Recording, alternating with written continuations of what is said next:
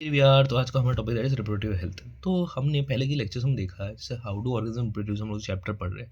तो हमने अलग अलग टाइप के पहले तो रिप्रोडक्शन देखी, डिफरेंट डिफरेंट टाइप्स की, जैसे कि सेक्सुअल सेक्सुअल रिप्रोडक्शन, उसमें भी फिर उनके बेनिफिट्स देखे। उसके बाद हमने मेल रिप्रोडक्टिव सिस्टम पढ़ा, फीमेल रिप्रोडक्टिव सिस्टम पढ़ा सेक्सुअल रिप्रोडक्शन में। और अब हम आज पढ़ेंगे रिप्रोडक्टिव हेल्थ। तो रिप्रोडक्टिव हेल्थ में मैं बहुत ही बेसिक क्वेश्चन स्टार्ट करता हूँ, जो कि हमारी टेक्स्ट बुक कहती है कि हमारी टेक्स्ट बुक में एक बात लिखी हुई है कि बहुत ही कम एज से, या जैसे ही बच्चा कमाने लग गया या फिर थोड़ा बहुत ठीक-ठाक अर्न करने लग गया, स्टेबल होने लग गया, पेरेंट्स का एक प्रेशर आ जाता है कि भाई शादी कर लो। क्या आपको सीरियसली लगता है कि सिर्फ़ पेरेंट के प्रेशर में आके, समाज के प्रेशर में आके ये सारी चीज़ें करनी चाहिए? देखो आंसर है बिल्कुल नहीं। क्यों नहीं? क्योंकि अगर आप देखोगे तो जैसे कि एक फीमेल है, हमने जब फीमेल रिप्रोडक्टिव सिस्टम पढ़ा था, तो अगर आप उसमें देखोगे एक फीमेल के अंदर कितने सारे अलग-अलग चेंजेस होते हैं, कितने सारे अलग-अलग एक फर्टिलाइज़ेशन लेकर के जो 9th मंथ तक बेबी रखती है फीमेल, उसके बाद उसकी बॉडी में चेंजेस होते हैं, उसके बाद जब डिलीवरी होती है तो कैसे अलग-अलग लेयर्स का हमने बारे में पढ़ा था। ये जो पूरा एक फीमेल को इतने सारे चैलेंजेस फेस करने पड़ते हैं जब वो एक बेबी को बोर्न देती है। तो क्या आपको सीरियसली लगता है कि कोई भी एक फीमेल जो अपने विल के अकॉर्डिंग नहीं हुई है या फिर चाह नहीं रही, क्या आपको सीरियसली लगता है कि सिर्फ़ पीयर प्रेशर में आकर के ये सारी चीज़ें करना सही है? बिल्कुल भी नहीं। तो ये तो अब कोई भी इंसान जब खुद अपने विल से पसंद नहीं आया है, जो खुद चाह रहा हो इन सब चीज़ों के बारे में और जो खुद इन सब एक्ट के बारे में आना चाहे, तब अगर वो आ सके और वो एक पर्टिकुलरली हाइजीन स्टैंडर्ड मेंटेन कर सके, तो हम लोग उस व्यक्ति को रिप्रोडक्टिवली हेल्दी मानते हैं। उस दूसरी बात कि हमारे इंडियन सोसाइटी में कुछ-कुछ एज लिमिट तय कर रखी है, जैसे कि फीमेल के 18 साल और मेल्स के लिए 21 साल है शादी करने के लिए। दूसरी बात जो मैंने आपको कहा कि हाइजीन मेंटेन करे और सेफ रखे, तो उसको मैं क्या करना चाहता हूँ? एक्चुअली में एसटीडीज़ यानी सेक्सुअल ट्रांसमिटेड डिजीज़, एक्चुअली में बहुत सारी डिजीज़ ऐसी होती है कि जो कि हमारे क्या बोलते हैं, सेक्सुअल एक्ट के थ्रू, जैसे किसिंग हो गया या सेक्सुअल एक्ट्स हो गए, या फिर अगर आप देखोगे तो फ्लूइड एक्सचेंज के कारण कहीं न कहीं एसटीडीज़ कॉज़ हो जाती है। और इनमें जो हमारी किताब के अंदर जो डिज़ीज़ के नाम दे रखे हैं, बैक्टीरियल जैसे gonorrhoea and syphilis, and viral में एचआईवी एड्स। तो ये जो बीमारियाँ हैं, ये सारी बीमारियाँ कॉज़ होती है सेक्सुअल एक्ट के कारण, तो इनको हम लोग सेक्सुअल ट्रांसमिटेड डिज़ीज़ कहते हैं। क्यों कहते हैं? क्योंकि ये सेक्सुअली मेथड के थ्रू कहीं न कहीं पास ऑन हुई, जैसे कि फॉर एग्ज़ाम्पल फूड एक्सचेंज हो गया या फिर आपके जो नॉर्मल सेक्सुअल एक्ट्स हो गए उनके कारण। अच्छा, अब हम लोगों को मान लो कि अगर हम मैंने जैसे हाइजीन की बात की, तो हाइजीन के अंदर बहुत सारे हाइजीन आते हैं, जैसे रिप्रोडक्टिव हाइजीन का मतलब जैसे कि सैनिटरी पैड्स हो गए, सैनिटरी नैपकिन्स हो गई, फीमेल्स को वो भी अवेलेबल होनी चाहिए प्रॉपर। उनका जो भी उनकी रिक्वायरमेंट्स है, जो जो उनको अपने हाइजीन को मेंटेन की चीज़ें, वो सब की बहुत रिक्वायरमेंट्स होनी चाहिए। एट द सेम टाइम, क्योंकि इन सब चीज़ों में बहुत ज़्यादा इन्फेक्शन होने के भी चांसेस हो सकते हैं, उनको प्रॉपर एक हाइजीनिक इन्वायरमेंट देना हमारी जिम्मेदारी, समाज की जिम्मेदारी बनती है।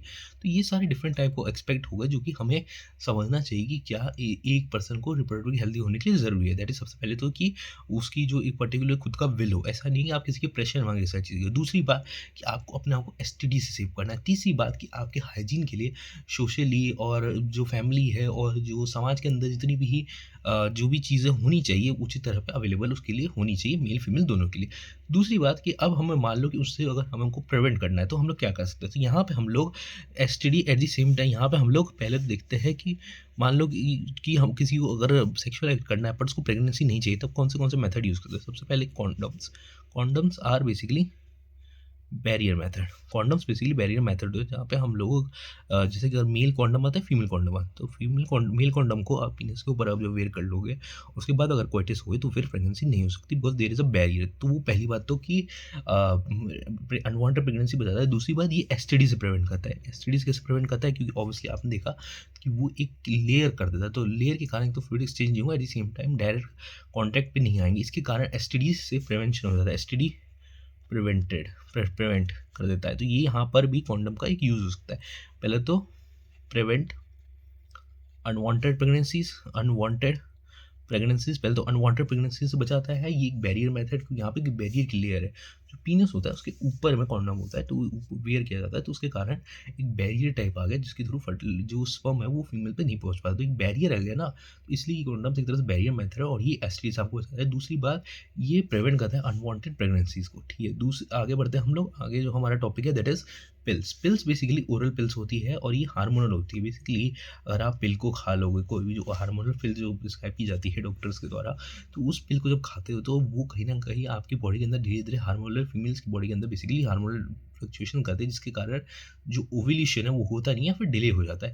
तो ये कहीं न कहीं इवन अभी जैसे कि सीडीआर की एक नई ड्रग आई है, दैट इज़ नॉन स्टेरॉयडल पिल आई है, ठीक है? नॉन स्टेरॉयडल पिल आई है, दैट इज़ सहेली, ठीक है? तो यहाँ पे लिख देता हूँ, सहेली एक नॉन स्टेरॉयडल पिल है, ठीक है? नॉन स्टेरॉयडल पिल है, मेन फोकस नॉन स्टेरॉयडल पिल आई है, जो कि बेसिकली क्या करती है कि वो आपको ओव्यूलेशन को ना रोक करके उसके रिसेप्टर पे कुछ ऐसे चेंजेस कर देती है, जिसके कारण फर्टिलाइजेशन कहीं नहीं हो पाता, ठीक है?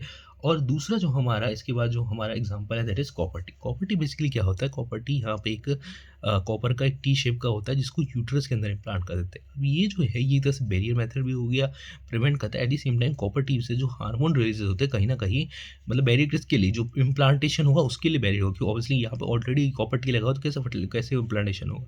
दूसरी बात, कहीं न कहीं ये लोग कॉपर वगैरह आयन्स को छोड़ता है, जो कहीं न कहीं स्पर्म को जो है ना, जो क्या बोलते हैं, उनकी किलिंग कर स्पर्म का फाइटोसिंथेसिस कहता है कि बेसिकली उनकी किल, जैसे समझ लो कि अभी उनको किल कर देता है, ताकि फर्टिलाइजेशन ना हो सके, आगे ना जा सके, तो उसके लिए आपको कॉपर टी यूज़ होता है। दूसरी बात, परमानेंट मेथड, जैसे कि वैसेक्टोमी और ट्यूबेक्टोमी। वैसेक्टोमी और ट्यूबेक्टोमी। वैसेक्टोमी के अंदर वास डिफरेंस डिफरेंस को कट कर दिया जाता है, और कट कर दिया जाता है एंटाई टाई। ट्यूबेक्टोमी के अंदर फैलोपियन ट्यूब को कट कर दिया जाता है, एंटाई कर दिया जाता है, कट एंटाई कर दिया जाता है। आप समझो एक बार, वैसे टॉपिक के अंदर जो वास्ट डिफरेंस याद करो, मेल रिप्रोडक्टिव सिस्टम पढ़ा था, स्पर्म कैरी करते हैं। अगर मान लो कि वास्ट डिफरेंस को ही कट करके अपने ट्राई कर दिया, तो स्पर्म तो जाएगा ही नहीं, सिर्फ सेमिनल फ्लूइड का डिस्चार्ज होगा। इसके कारण सीमन जब रहेगा ही नहीं, जो सीमन के अंदर स्पर्म रहेगा ही नहीं, तो फर्टिलाइजेशन कैसे होगा? फर्टिलाइजेशन स्पर्म से होता है। दूसरी बात, ट्यूबेक्टोमी के अंदर जो ट्यूब फीमेल्स के अंदर आता है, जो फैलोपियन ट्यूब है, फैलोपियन ट्यूब के अंदर कैसा होता है कि ओवरी कैरी ऑन होती है, और वहीं पे तो फैलोपियन ट्यूब के अंदर ही तो इम्प्लांटेशन होता है। और मान लो कि अगर हमने वही कट करके उसको उसको हमने टाई अप कर दिया, तो फैलोपियन ट्यूब से कहीं न कहीं ओवरी कैरी ऑन ही नहीं हो पाएगी, और इसके कारण कहीं न कहीं जब ओवरी आएगी ही नहीं, तो फर्टिलाइजेशन कैसे होगा? और ये दोनों जगह पे करना पड़ता है, क्योंकि दोनों साइड से ओवरी आ सकती है ना, और सेम वास्ट डिफरेंस पे दोनों टेस्टिस के वास्ट डिफरेंस का आपको करना पड़ता है, कि दोनों जगह से आपका स्पर्म आ सकता है। तो ये बेसिकली हमको यहाँ पर इस चैप्टर में बेसिकली हमको पढ़ना था, यहाँ पे रिप्रोडक्टिव हेल्थ के बारे में, ठीक है? अब एक बार जल्दी से हम लोग सरप्राइज कर लेते हैं सारी चीज़ें। सबसे पहले तो हमने देखा कि समाज के अंदर आपको प्रेशर, जो आमतौर पे इंडिविजुअल को प्रेशर दिया जाता है कि कम एज के अंदर ही शादी कर लो, पर ऐसा नहीं करना चाहिए। अपने विल के अनुसार, अपने एक्सपेक्ट के अनुसार, जब उनको खुद का विल हो, तब इन सब चीज़ों के अंदर आना चाहिए। दूसरी बात कि कहीं ना कहीं जो लीगल एजेस है, जैसे कि 18 साल फीमेल के लिए, मेल के अंदर, उसका भी हमको पालन करना चाहिए, जो सरकार के नियम बनाए हुए हैं।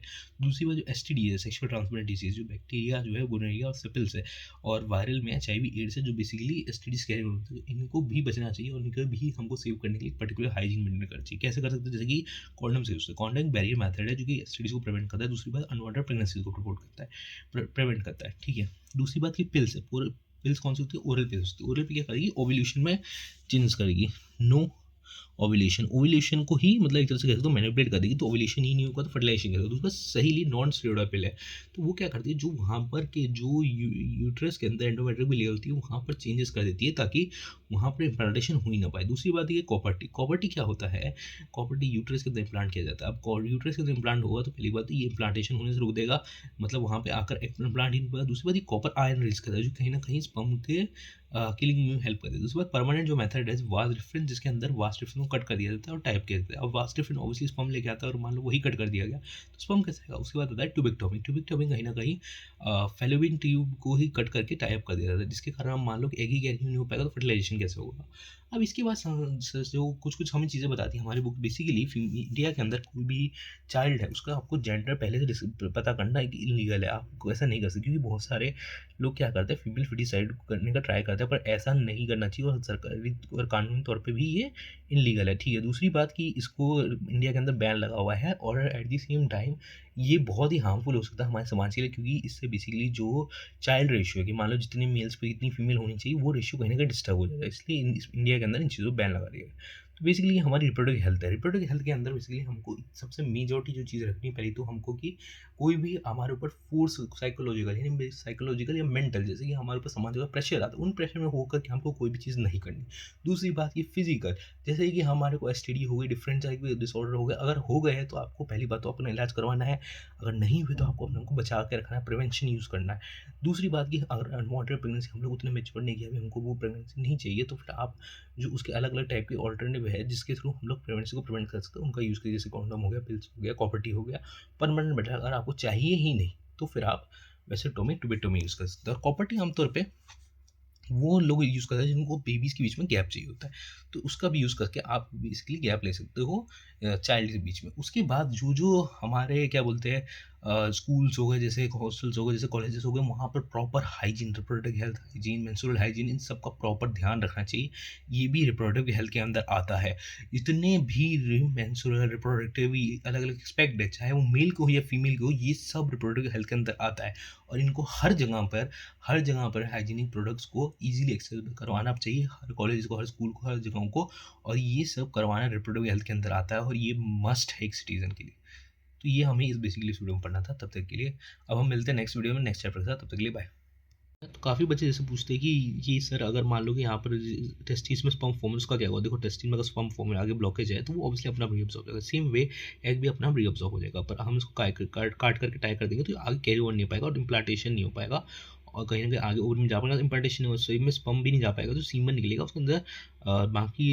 बाकी ग्लैंड्स का एक्सट्रैक्ट होगा पर सीमन नहीं होगा, स्पर्म नहीं होगा, ठीक है, स्पर्म नहीं होगा बेसिकली। दूसरी बात कि ये जो है वैसे टॉमी अच्छे से नहीं करी तो उसको ऑब्वियसली साइड इफेक्ट हो सकती है कि वो भी सर्जिकल मटेरियल मान लो थोड़ा भी कट वट हुआ या अच्छे से नहीं लगा, अच्छे से नहीं कर पाए तो कहीं ना कहीं इन्फेक्शन वगैरह हो सकता है। दूसरी बात कि ये जो है कॉपर्टी ये इंटरनल पर करता है, कहीं ना कहीं इससे भी इरिटेशन वगैरह भी हो सकती है, और इंटरनल लेयर्स में भी अगर अच्छे से फिट नहीं किया तो ऑब्वियसली प्रॉब्लम साइड इफेक्ट वगैरह हो सकती है। दूसरी बात है कि जो ये ओरल पिल्स की बात की हमने, ये भी कहीं ना कहीं हार्मोनल चेंजेस करे, तो ऑब्वियसली हार्मोन चेंजेस नॉर्मल बात है नहीं, तो ये कहीं ना कहीं ये भी बॉडी इसको कहीं ना कहीं हार्म वगैरह भी कर सकते हो, तो ये भी हमको देखना। दूसरी बात है कि जो हमारा यहाँ पे, हाँ, सहेली इज नॉन स्टेरॉइडल, ठीक है। दूसरी बात हम आगे आता है तो जो ये नॉन स्टेरॉइडल है इसका ओवुलेशन से कोई लेना, ये ओवुलेशन चेंज कर दे, ठीक है, इसका ओवुलेशन से कोई लेना देनी है, ये बेसिकली अपना एंडोमेट्रियल की लेयर से चेंज कर दे, ठीक है। दूसरी बात है कि कॉन्डम बेसिकली बता देता हूँ कि वजाइना में भी इंसर्ट होते हैं फीमेल कॉन्डम्स, एंड पीनस में भी होता है, ठीक है। तो ये मेल और फीमेल दोनों होता है, female and male both condoms, दोनों के कॉन्डम्स होते हैं, मेल और फीमेल दोनों के कॉन्डम्स होते हैं, ठीक है।